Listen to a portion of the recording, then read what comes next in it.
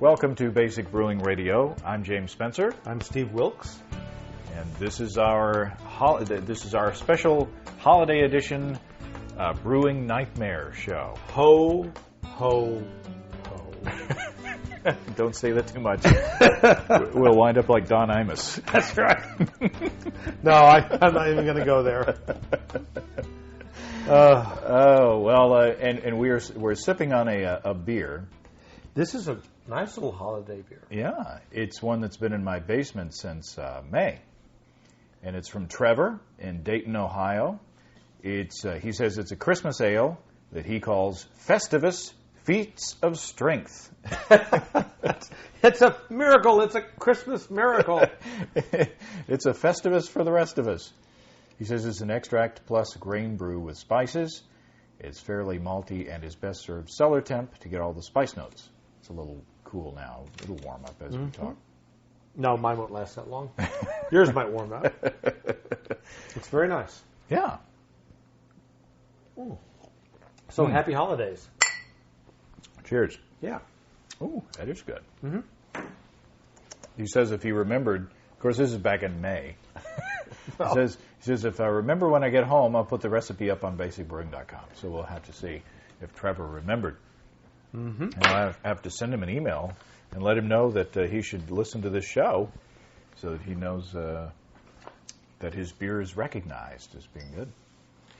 Well, we had a good response from folks out there who have had disasters and want to share them. It's a little scary how many disasters there are. Well, some of them are literally a little scary. One of them had a picture that was really scary, and we'll get to that later on. Yeah. But yeah, and if you're new to home brewing or would like to get into home brewing, maybe you should skip this show. Well, because it's going to be nothing but accidents this whole show, and I don't want to discourage people from getting into brewing, thinking that this is going to happen all the time. But these are the exceptions to the rule. these are the pitfalls. Yeah. And we who have been brewing for a while, maybe we can learn from other people's mistakes. I hope so. Yeah, I would think. and have a little fun along the way. Well, yeah. So I appreciate your joining me. Oh, well, I couldn't think of anything I'd rather do on a frosty night in December. Then drink beer and Than talk drink about beer and talk about other drinking people's beer. problems. Oh well, let's start. Let me start. I'll start. How about that? All right. And we've also been warming up. We split a Sierra Nevada Bigfoot barley wine from last year, 2007. That was very nice. Yeah, very hoppy still. And I've still got a 6-pack down there, so it'll be interesting to see From that year? from that year. And I'm looking for this year's. I haven't seen it yet. Anyway, okay. Eric from Lincoln, Nebraska says, my wife and I are expecting our first baby in December. Congratulations, Eric. Maybe it's December. Maybe it's already happened. Yeah. And so we spent much of this last summer rummaging through garage sales looking for baby items. My wife would get the shopping high, but I found it quite draining. Hoping to cheer me up, she came to me with the garage sale ads one Saturday morning and pointed out that one of them was advertising home brewing. I expected to find a Mr. Beer kit, but it turned out to be the estate sale of a guy who was apparently very serious about brewing. I picked up the following items for a total of $30. Oh, no, this is going to make me ill, isn't it? Okay, for $30. A 10-gallon stainless steel Polarware pot with spigot, pickup tube, false bottom, and a screw-in thermometer. Oh. An all-copper counterflow chiller. An oxygenator aeration system. A mash paddle, and 11 cases of bottles. Jeez Louise. For $30. Wow. So if we stopped right now, this would be a good story. Yeah. Eric says, this was a huge upgrade for my system, which used to rely on an 8-gallon turkey fryer pot, no spigot, a Zap-Ap-style lauter tun, and a tub of ice for cooling. Eager to break in my new equipment, I brewed a milk stout the next weekend. I wanted to use the new pot as a mash tun, but when I went to sparge, it quickly clogged. The pickup tube had become disconnected. After creating a big mess, I eventually ended up moving the mash into my old lauter tun. I ended up using the new pot for the boil, too, since it had the spigot, which would lead to my new chiller. Then at the end of the boil, I set up the chiller and turned on the hose. The flow of water caused the chiller to fall off the table, which resulted in a crack in the inner copper tube. The leak was huge, and I wasn't about to let all that hose water get into my wort. Oh, no. Once again, I had to get back to my old method. I didn't have any ice on hand, so I had to drive to a gas station to buy some. I filled up a tub of ice for cooling, but then I realized that submerging the pot would probably break the screw-in thermometer. I tried in vain to safely remove the thermometer. Eventually, I ended up boiling water in my old pot in order to sanitize it. Then I transferred the wort and cooled it the old-fashioned way with the ice. I was afraid that the hour which passed between the end of the boil and the start of the cooling would result in an infection or a lot of DMS, but the beer turned out fine. Eric says it's a good thing I wasn't brewing something hoppy, as I probably would have lost all the flavor and aroma. The milk stout was well received as a party favorite at the baby shower, and it took a blue ribbon at a local competition. All the same, it was a very long and frustrating day working with my new haunted brewing gear. Oh, no. So, you know, you get what you pay for, I guess. Well, you do get what you pay for. It's kind of like the old story of the Corvette that was for sale for like $500, but people died in it and it smelled so bad that you couldn't do anything with it. I don't know this story. I'll tell you later. Okay. This guy wanted to buy a Corvette and it was for $500 and people died and it stunk up and anyway. So anyway, you get $30. You get a lot of stuff for $30, but it's haunted. So there you go. Well, let me tell you what happened to Corey. Okay. No. I'll let you. Corey is from Champaign, Illinois. One of the capitals of homebrewing disasters. Is that true? Well, I don't know. I just made it up. But Corey writes, last Lenten season, he gave up beer for Lent. Now, that's his first problem. Yeah. See, God doesn't like this. I can tell you. Crazy, but I did it, he writes. During which time, since I gave up consuming beer, I thought if I can't drink it, I should brew it. Well, that's, yeah. Yeah, okay. Okay. God will go along with that. So, The voice of God. I'm the voice of God. What do you want from me? I'm the voice of God. So I went about getting the equipment and starting my first homebrew. I researched a little and read about it a bit. That was my problem.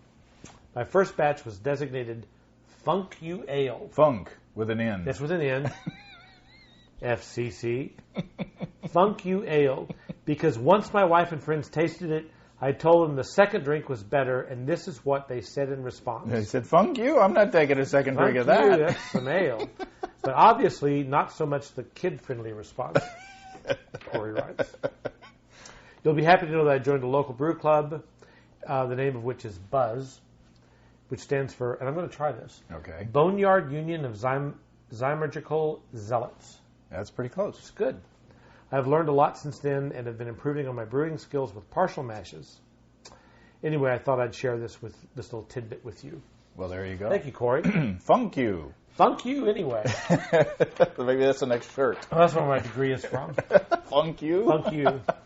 What's the matter, you? What's the matter, you? Well, thank you very much.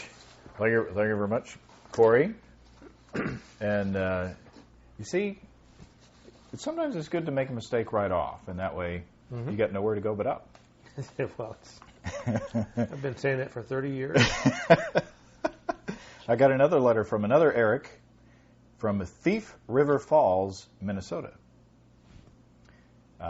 Eric says, my homebrewing blunder story comes from my very first 2 batches of beer. See?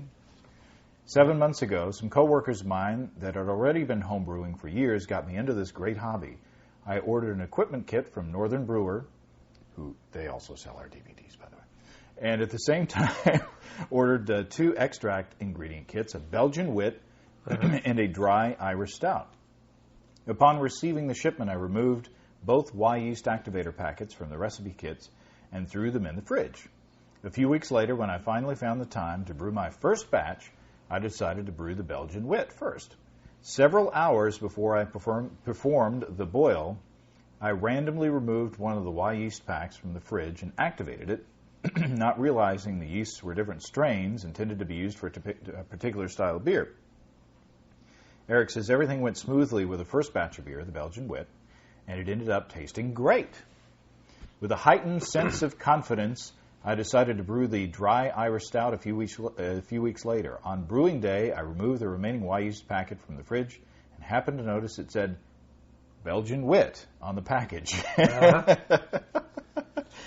After a brief period of confusion, it finally dawned on me that I had used the yeast intended for the stout when I pitched the Belgian Wit. Despite this, I decided to use the Belgian Wit yeast on my stout batch. The stout turned out all right, quotation marks, but not nearly as good as the Belgian Wit turned out. The stout had a kind of a sweet taste and a subtle odor I would not associate with the stout.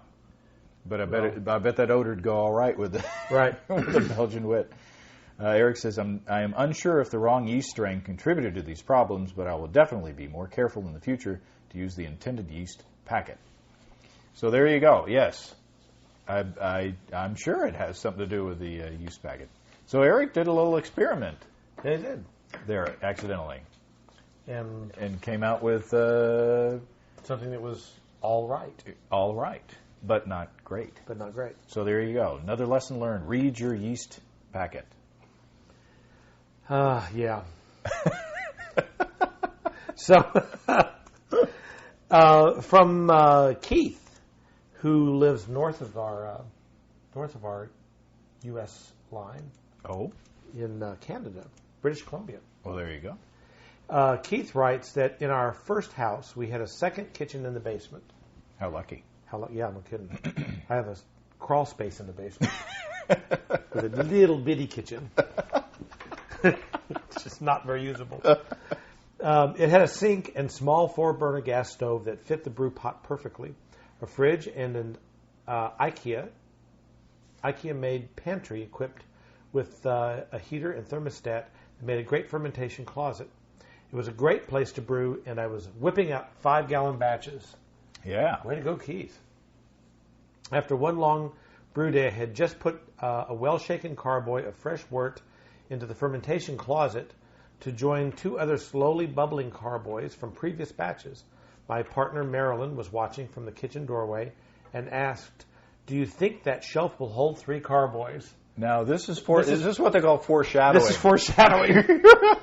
If you've ever taken a writing course in college, yes. This is foreshadowing. And I haven't read this. I can't wait to see how it comes out. Do you think that shelf will hold those 3 carboys? Gee, I hope a train doesn't come. Before I could answer, I discovered the IKEA is Swedish for particle board.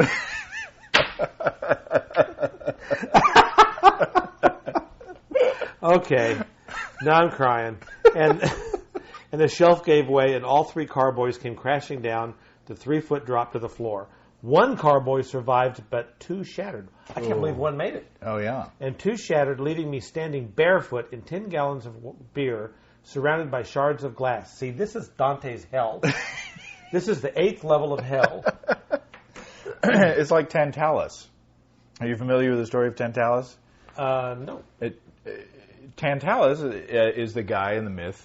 It's where the word tantalize comes from, because he's like standing up to his waist in water, right. and he's got grapes above him, and so every time he reaches to get a grape, the grapes go out of his reach, and every time he leans down to get a drink of water, the water drains out, and he can't get. He's standing in beer, can't do anything about it. Surrounded by shards of glass. Yeah.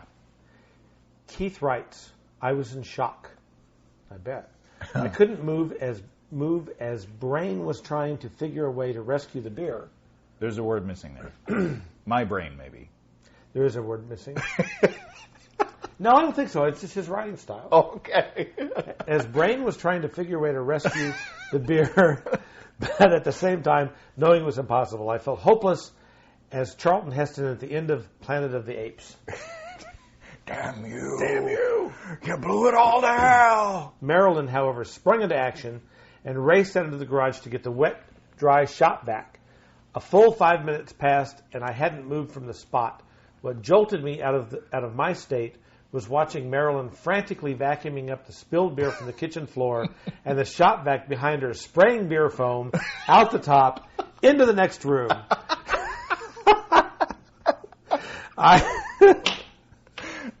I had to laugh. I can commiserate. A little hot tub defoamer in the vacuum. Yes, thank goodness for the hot tub defoamer. Thank God they had a hot tub. And we were able to clean up all the beer, and we were able to pick up all the glass without injury. The next thank goodness for that. task was to clean the floor with bleach and build a fermentation closet with solid wood. There you go. So there you go. Now you have a similar story. A similar story happened to me, a similar thing. It wasn't a beer episode, though, but our kitchen sink backed up, and we didn't know that, and we continued to run the dishwasher. So the dishwasher was backing up with kitchen sink water and dishwater, and we came in, and there's water kind of pouring out the front of the dishwasher. So I said, let's get the shop vac. There you go. And I'm sucking it up, and I couldn't hear my wife screaming at me. Because the shop vac was on, and I was like, I'm getting rid of all this water. It was spraying all over the kitchen.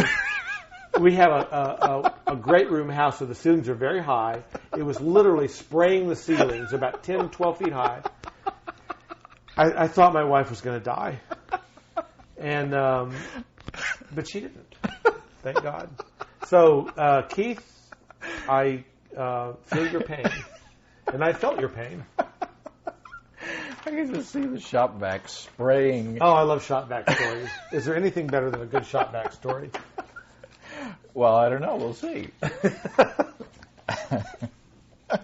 Sean from Portland, Oregon, and it's spelled S-E-A-N. And every time I see Sean spelled that way, I have to think of there was this girl named Mimi in 7th grade in English class, and she did I'm digressing a little bit, but she did a book report on, I think the book was called My Darling, My Hamburger, or something like that. And one of the main characters' names was Sean, but it was spelled S-E-A-N. So she spent the whole book report saying, so Scene, then Scene did, what Scene did next was, anyway. Yeah. So thanks, Scene, for sending in this story. Oh, but this is a scary one. Sean says, you asked for stories about worst brewing experiences. Mine involves a trip to the ER. Oh, my. Yeah. I was just getting back into brewing a couple of years ago after a hiatus of several years. My friend and I were getting ready to brew a batch of ale, and I was sanitizing a glass carboy. I had filled the carboy with water in the sink and then lifted it up to put it onto the counter. It slipped out of my hands, and without even thinking about it, my hands rushed to catch it. Ooh. It shuddered. No, it didn't shudder. It shattered into large shards and thousands of tiny shards, and my arm impacted a large shard, and it was sliced really deep. Ooh. Luckily, my friend was there, and he rushed me to the hospital, and they stitched me up. It turns out that the emergency room doctor had homebrewed in the past. So he understood cuts from carboys. I guess so. I don't know how that's relevant, but so he knew how to fix homebrew accidents. That's all right. Sean says, it's amazing how fast something like this can happen. I will never fill a carboy in the sink again, although I do still use glass carboys. I'm just extremely careful with them now. Each time I lift a full one, I tell myself that if it slips, just let it go and step back. I actually brewed that batch of beer the next day. I didn't want the experience to keep me from getting back into homebrewing. I consider it the most expensive batch of homebrew I'll ever brew. And that's a common thread, I think, in some of these stories. And Sean closes by saying, soon after this event, I switched to brewing all-grain batches, and I've really enjoyed the hobby since then. So, and there was a similar thread on Tech Talk about homebrew accidents. And carboys, glass carboys breaking came up again and again and again on the thing. And you got to think, I mean, these things are heavy, they're slippery, and they're full of, liquid, and, when they slosh around, they're kind of hard to control. So, be very, very, very careful with those glass carboys because you never know. I worry about it. We recently installed tile in, we call it the playroom, but it also holds my it's my brewing closet is there. Right. So ever since we did that, I've been really worried. I mean, really scared about carrying a carboy from, my brew day, which I typically brew out on the back porch, and so it's an outdoor thing. But I have to carry it in, and I'm just terrified that I'm going to slip on this tile. And actually, now I haven't broken a carboy, but I did spill or knock twice. I've knocked an empty bottle, an empty 12-ounce beer bottle, onto the tile, and it's like a grenade going off. Oh yeah. And I mean, it's just taken. It's like, oh, geez, Louise, trying to clean that up because, you can't. And that's a place where you could walk around barefoot or stocking feet. And we've got a little dog, that's where his kennel's at, and so you just have to spend hours, scrubbing and cleaning and making sure you've got every little shard up. So it's pretty dangerous. Yeah. And it's a good reason why you ought to buy one of those. Getting back to carboys, well, you ought to buy one of those little harness things that you can buy at your homebrew shop. I think they call it the brew hauler. I think that's the only brand I've seen out there. There may be others, but it's a little strappy thing that you can put on your carboy. Right. That'll help in the safety factor. It'll give you something to hold on to. Oh boy, there's nothing worse. I hope there's a cheerier one. And while you're reading that, I'm gonna go to the fridge and get another beer. Well, good, because I'm out of me too. What we just had to drink. Well, this is Kevin. Kevin's from Wake Forest, North Carolina. Yoo-hoo. I like the Carolinas. I love the Carolinas. They're beautiful. Kevin writes that he just brewed a pumpkin spice ale this past Sunday, and his email dates from November the 20th. So, pumpkin spice ale. It's a mini mash in a 3-gallon cooler with a stainless steel braid. He had heated a strike water and transferred it into the mash cooler, added his grains, then realized he had forgotten to install the braid. Not a good thing. Won't do you much good there. Won't do you much good. The only thing I could think of was to pour the mash into another cooler. After doing this, I installed the braid and poured the mash back into the mash cooler. Of course, by this time, my water temp dropped below the desired temperature of 154 degrees Fahrenheit, in parentheses. I boiled some water to increase the temperature, but there was not much room left in the cooler. Yeah. The temperature increased a bit to 149. After 60 minutes, I opened the valve to transfer it to the kettle. Nothing came out. That's a bad feeling. Oh, I hate that. Again, the only thing I could think of was to pour it into the other cooler. I did this and found the braid was missing. I didn't clamp it into the copper pipe. Oh, I have not had the clamp in the past. I installed another braid and poured the mash back into the mash cooler. Now everything drained properly. I continued my normal process of sparging the mash and added the DME to the kettle, dry malt extract. Aren't you proud of me that I knew that? Yeah, well, that's good. Thinking my extraction rate might be low, I grabbed a cupful of wort and put it in the fridge. Started my boil and checked the pre-boil gravity of the cup after it cooled. My calculated pre-boil gravity was 1.056, and my measured was 1.046. After a quick calculation, I added a half a pound of DME to the boil to bring up the gravity. The calculated SG was 1.064, and my measured SG was 1.067. I'm lost. So you never know what you're going to get, really. I mean, it's not, So homebrewing is like a box of chocolates. Well, it's all about life's like a box of chocolates. But the thing is not to get freaked out if if you stray from your recipe. Mm-hmm. Just go with it. Actually, that's the lesson that I gleaned from this when we pre-screened these.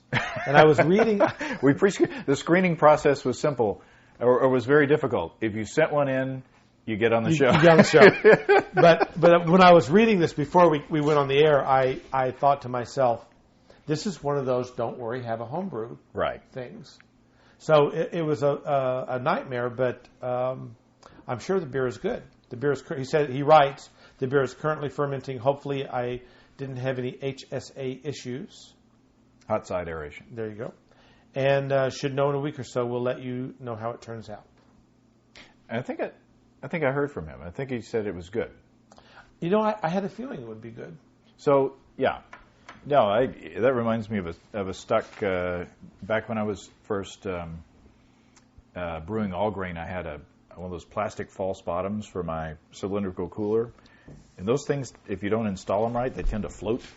Oh. So the grain would get underneath there and get stuck in the tubing. And, Yeah. after about the third time, I had to scoop out all the grain. I decided to go with a hose braid.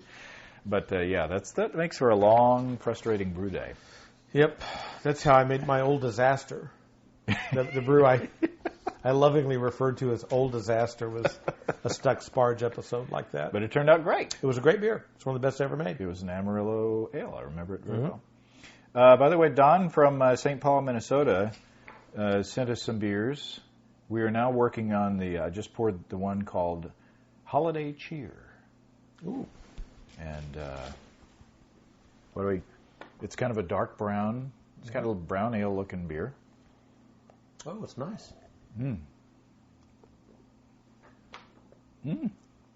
That's very tasty. That's actually a very nice beer. Very clean. Little spicy, maybe. It's a little hoppy. A little hoppy, maybe some clove in there, maybe a little cinnamon, not too much. Just to think that was on my porch in a box just a few minutes ago. Well, there you go. The timing was perfect, Don.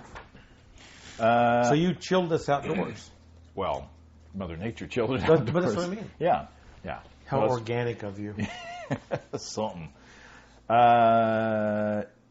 T. Christopher from Colorado Springs, Colorado. My hometown. Oh, there you go.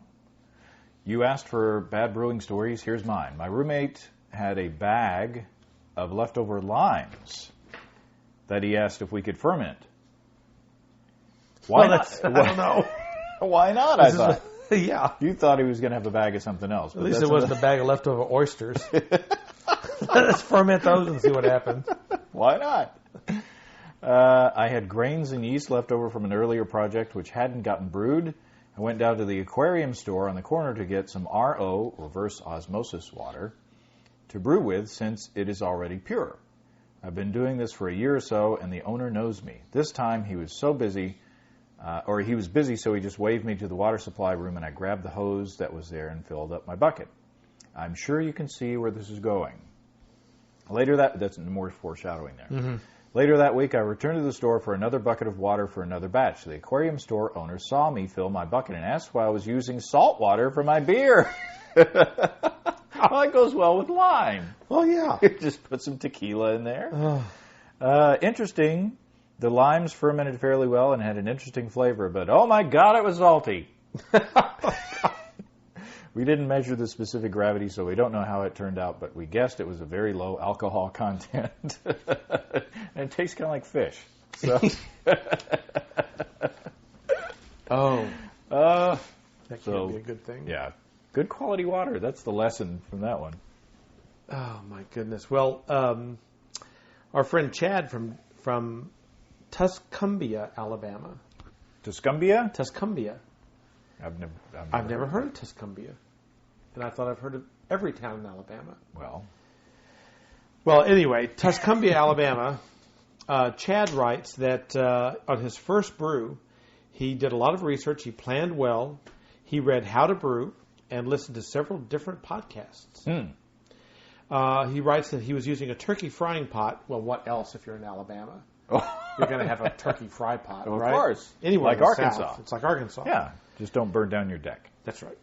I was using a turkey fry pot but could not find the lid. So I used a heavy glass lid from a skillet to bring the water to a boil. I was taking the lid off to add my extract and first hop addition and dropped the lid of my brand new Kenmore Pro Series glass top stove. Oh, my God. 2 exclamation points on this. Busted it and sent spider cracks all across it.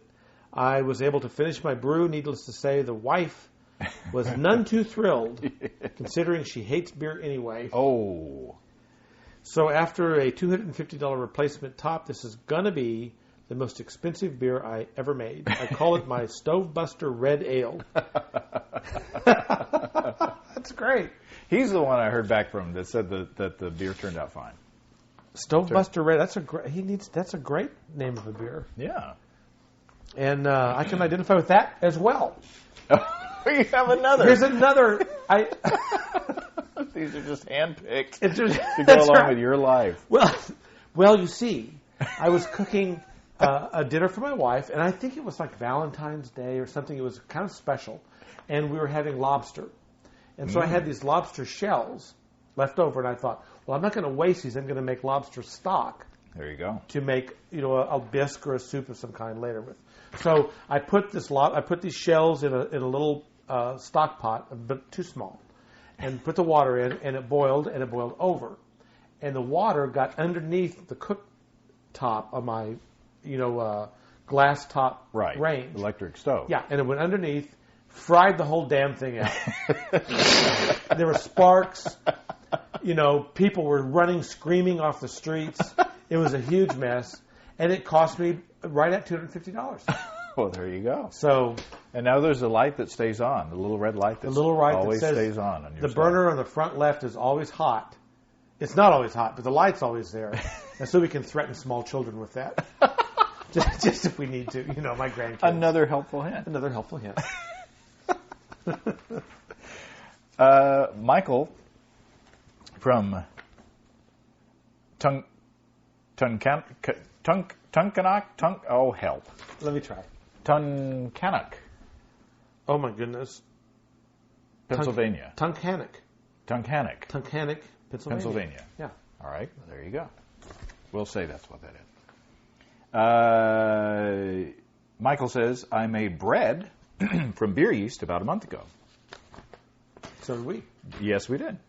Just about the same time your bread with beer yeast show came out. I brewed a pumpkin ale for Thanksgiving and saved some yeast after kegging, about 3 ounces. The bread recipe was a standard whole wheat recipe, but I added 1 cup of canned pumpkin and pumpkin spices that gave the bread a nice light orange color. Boy, that sounds good. It does. It made 2 loaves, and it was great.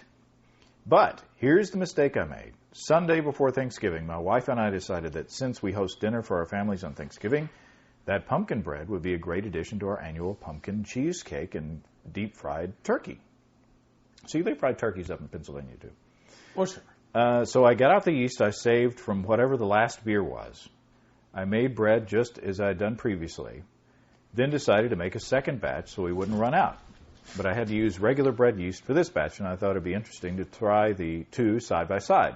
Well, the beer yeast bread wouldn't rise at all compared to the bread yeast. Oh, well, no matter. I gave it more time, but I couldn't wait any longer to bake them because the bread yeast batch was growing out of its bowl.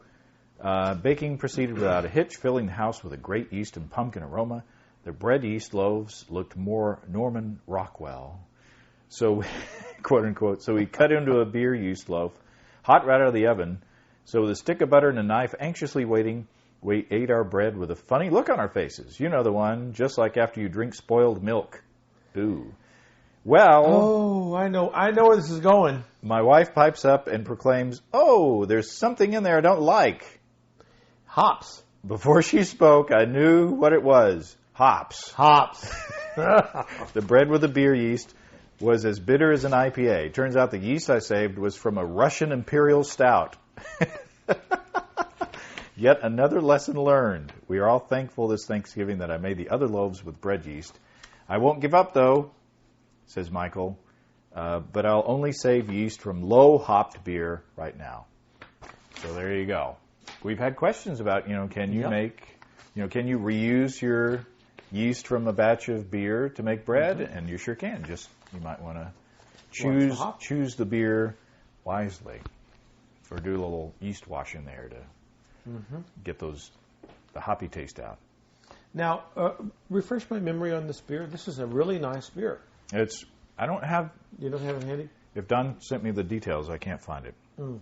It just says Holiday Cheer. Holiday Cheer. No matter. It's a very, very nice beer. It's real subtle. A lot of the even commercial, like famous winter beers or Christmas beers, they kind of, a lot of times there's too much going on for me. It's like sucking on a wreath. Yeah. Not that I've ever done that. Well, yeah. Not that there's anything wrong with that. Oh. But this is very subtle and yet spicy. I think these are homegrown hops, though. Really? Yeah. I think he said Boy, that. that's great. And pardon me, Don. I just, it's late and I've had a couple of beers. Well, this is I can't remember. this is from our good friend Jason, who lives in Hiram, Utah. Hiram, Utah. And this is actually a cider story. Okay. So We'll take those two. I have a brewing blunder I would like to share, he writes. I recently started 35 gallons of hard apple cider. Wow. That's a lot of... While I was buying my yeast, I was talking to the local homebrew shop owner about my project. While we were talking, he gave me his recipe and process. He told me that he treats his cider like a beer instead of like a wine. A 2-week primary and a 1-week secondary, then bottle the initial 5 gallons with an additional 2 gallons of fresh cider for priming. So he's saying for 35 gallons of cider, add 2 gallons of fresh, unfermented cider to prime, is what this guy's advice was. I would say yes, except... Or maybe sure. Okay, well, go ahead. I will eat a bourbon ball while you're doing a bourbon ball while I while you work. Well, I think here a 2-week primary, I've already said this, but to recap, a 2-week primary and a 1-week secondary, then bottle the initial 5 gallons. Okay, so the initial 5 gallons out of the 35-gallon batch with an additional 2 gallons of fresh cider for priming. So I thought I would try it. So he's bottling 5 gallons with 2 gallons of fermented cider with 2 gallons of fresh cider as his priming agent. Wow, that's a lot of sugar. That's what I'm thinking. Can we say foreshadow? I mean, we might be wrong here, but I'm getting a strong foreboding. So I thought I would try it. I got up early on Saturday and started washing and sanitizing 75 bottles. Ooh, that's a bunch of work. And then racked my cider into the bottling bucket. I added 2 gallons of fresh sweet cider and started bottling 75 bottles. Okay, I'll be honest. I and my wife couldn't keep out of the stuff and ended up with 68 bottles. So that may have entered into it. That had some of the issues. I finished at around 10 a.m. and brought one to my father around 5 p.m. By that time, the cider had already started carbonating, which made me nervous. Oh, my. Well, 2 days went by, and I decided it was time for a bottle. I brought 2 up and put them in the fridge, and when I opened one, it sprayed all over the kitchen. And my unsuspecting wife, not good, in all caps. It's like a NASCAR celebration. Yeah, no kidding. Without the intellectual... Now. Just kidding. Just kidding. I thought I was surely headed for bottle bomb, so I headed down to the crawl space and began burping all 68 bottles. This is killing me. I burped each bottle around 10 times. There must be Grolsch bottles. There got to be. I don't know. I burped each bottle around 10 times, each time lifting on the cap just a little to release the pressure, and then back down to seal well. Needless to say, I thrust these bottle bombs. I didn't trust these bottle bombs any longer, so I brought them upstairs, cleaned and sanitized the carboy. Then my wife and I started ripping tops off of each geyser and pouring it into the carboy. It was a mess. I bet. And we were swimming in cider, and our clothing was soaked, but we were laughing and thought throughout the whole process. Out of 7 gallons of cider, we ended up with just less than 5 gallons. Moral of the story.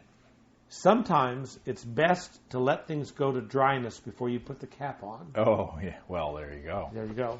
And even huge messes in the kitchen can be fun if you and your friend are in the right mindset and you drink enough. There you go.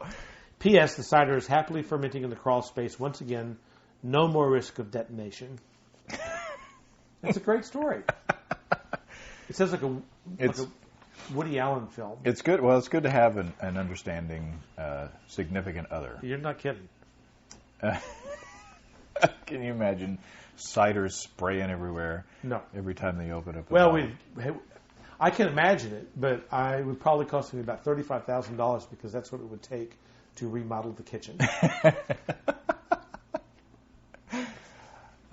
Jack from Wynyard, Tasmania.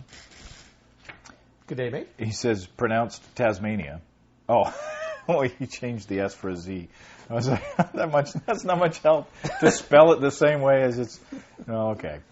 Jack says, I'm up to brew 404. Woo. Since I began keeping records in 1985. Wow. And fortunately, only have a couple of stories that would make it into the horror section. So he's doing good. No kidding. Well, Jack says, I was telling this guy I worked with how wonderful homebrewing was and how good mine was, and finally talked him into coming around for a barbecue one Sunday and having a few drinks. I used to bottle it in 26-ounce, that's 75 milliliter, bottles, and he was very impressed with the first couple of glasses we had, and as we were just finishing the last sip from the next bottle, we both noticed a few floaties in our glasses. Oh. Foreshadowing. On a closer look, it revealed bits of body and legs of a rather large spider that must have crawled into the bottle before the brew was put in. We both felt pretty unsettled in the stomach after that. I bet. And it took my friend about another 6 months to have any more of my brews. Uh-huh. He must have thought the beer was good, though, because he eventually started brewing himself. So That's great. I actually had this is a little... Oh, I know. I have a similar story, but it's a mammal that actually got trapped in a bottle. I didn't put beer in it. Beer had never got in the bottle, but I was cleaning some bottles out, and that I had stored in my outbuilding in a shop that I have that's not in the house, and a mouse had crawled down in there and died into a bottle, and I was amazed that could happen. Like Strange Brew. Yeah, with Bob and Doug McKenzie. It wasn't very pleasant. Yeah, there are lots of crickets in my basement. I have to check for cricket parts.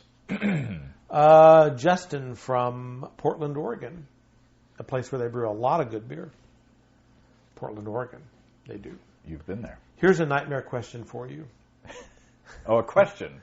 In the midst of battle, I read the Whirlflock, which I've never Whirlflock. Whirlflock it's basically Irish moss in tablet form. Okay, so it's like a pelletized Irish moss. It's like a pressed tablet of Irish moss. Okay, he read the instructions incorrectly, and he added 1 tablet per 5 gallons for the last 15 minutes of the boil instead of 1 tablet for 5 gallons. Whoops. So 1 tablet for each gallon. Mm-hmm. Quit laughing. He writes. He knows this so well. I was doing a full wort boil and added 6 tablets. Is there any way this batch isn't ruined? Cheers. Oh yeah, there was that question. That was a question, and I answered him. I emailed him back. I said, "Don't worry." Don't worry. I told him your story. I told him your story. I've done the same thing. You put a whole bag of Irish moss in the just dumped a bag in one time, and I went, "Well, that's really some clear beer."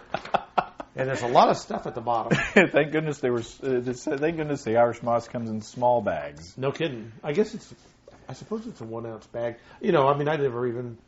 Yeah, you're supposed to just put a pinch. Yeah, it just doesn't take much. Like a teaspoon. And I just didn't know what I was doing. That was a long time ago. But the beer came out all right. The beer was fine. Slightly fishy tasting, but it's seaweed. Irish moss is seaweed. Yeah.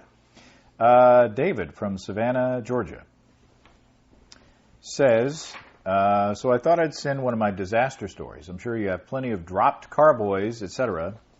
So I'll recount a less traumatic episode. So I guess he had a... well, anyway, let me read. Let me set the scene, he says. It was Super Bowl Sunday of this year, and I'd planned on brewing a Dogfish Head Midas Touch clone early in the day. In case you haven't had Midas Touch or seen a recipe, it's effectively 1/3 beer, 1/3 mead, and 1/3 wine with malt, honey, and muscat wine concentrate.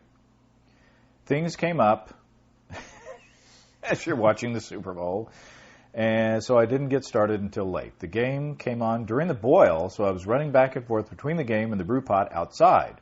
Everything was going fine during the boil, and I even remembered to throw in my pinch of saffron for flavoring. I finished the boil and chilled the wort to pitching temperature. Being a good little brewer, I took my final gravity reading and saw that I was way under expected levels. I couldn't imagine my efficiencies were so low, but I couldn't figure out what had happened. Scratching my head, I finally realized I'd forgotten to add the honey while the wort was still at pasteurization temperatures. The honey is a third of the gravity, and the muscat concentrate doesn't go in until the end of active fermentation. I figured I could do one of three things. Pasteurize the honey separately and add it to the wort. Throw caution to the wind and just chuck the honey into the wort and hope for the best. Or, number 3, relax, go back to the game and not even worry about it. I chose option 3. I like this guy. And thus was born my SOB beer. In other words, Saffron Ordinary Bitter. Originally named Don't Ale, complete with forehead slap, but changed later to avoid 5 gallons worth of self-inflicted headaches. It actually just took a first in competition as a spice/herb ale. I've still got the honey and the muscat juice to use in another batch. Maybe this time I'll actually pay attention and hit my gravity target. So sometimes mistakes happen, and you're okay. Like we said before, you just got to know how to roll with the punches and just keep on brewing and not worry about it. That's a great story. But I have another one. You have one more. I have one more, and this is from Sean, who lives in Chicago, Illinois, the Windy City. Did you spell it Scene? I'm sorry, it's Shane. Oh. Not Sean. The lighting in here is not the best. It's Shane. Shane from Chicago, Illinois. Sorry about that, Shane. Come back, Shane. He writes that he's only on his 25th batch. Only? Well, that's pretty good. Pretty good. Yeah. Or so, 25th batch or so. And recently he bought an I can't pronounce it. Erlenmeyer flask for making yeast starters. So that's a little, like a scientific... Yeah, in the bottom of it looks like an inverted cone, and then it's got a little cylinder on the top of it, sort of. Yeah. So he's making his second starter. He writes, I had wort coming to a boil on my stove when my probe thermometer in the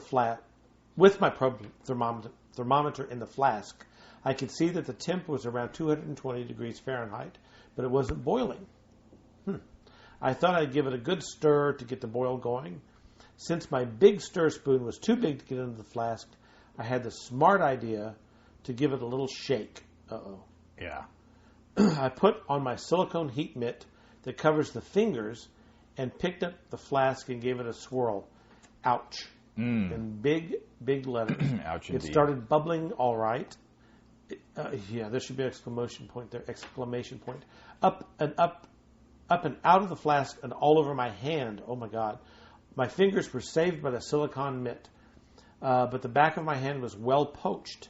Needless to say, I won't be picking up my flask during the boil anymore. After more than a month, my hand is finally getting back to normal, and my double IPA is the best I've ever made. Wow. But as good as it is, I doubt I'll follow the exact steps in my last recipe. Yeah. Okay. So what were those? Let's see. Boil your hand. 3rd-degree burns on your hand. Yeah, scald your hand. Well, yeah. Wow. Well, and he sent me some links at the bottom of that email. I saw that. And I clicked on one of the links, and it came up with one of those photo sharing pages. Mm-hmm. And you know how sometimes the text loads, and it takes a couple seconds for the pictures to load. Well, the text on the page said, like, pictures from our wedding or something like that. Uh-huh. And I thought, oh, well, Shane has sent me some pictures of, like, his IPA being served at his wedding or someone's wedding. Right. No. Pops up almost like a full screen image of his hand with a big skin flap peeled off the back of it. Jeez. Holy smokes. That's just not a good thing. I mean, I'll go to a lot of sacrifice for a beer. But you won't necessarily take a picture of it. Yeah. So anyway, yeah. So he posted he had a chronological day by day. Here's how my hand healed kind of a thing, which was kind of interesting from a medical point of view, physiological. So anyway, glad your hand is better, Shane. Well, those are some great horror stories. Well, we got more. We got two more. We have two more? Okay. Well, and then, of course, I have my Halloween horror story. And we have to hurry because we're running out of time, so we must go quickly. Okay. Mike from Grand Forks, North Dakota. I'm sending this about my worst brew day. I was being a little overzealous and trying to brew 2 batches at the same time. Oh, have you ever tried that? No. Oh, I've done that. My whole brew day was about 12 hours, which wasn't too bad, and everything in the brewing process went along without hitch.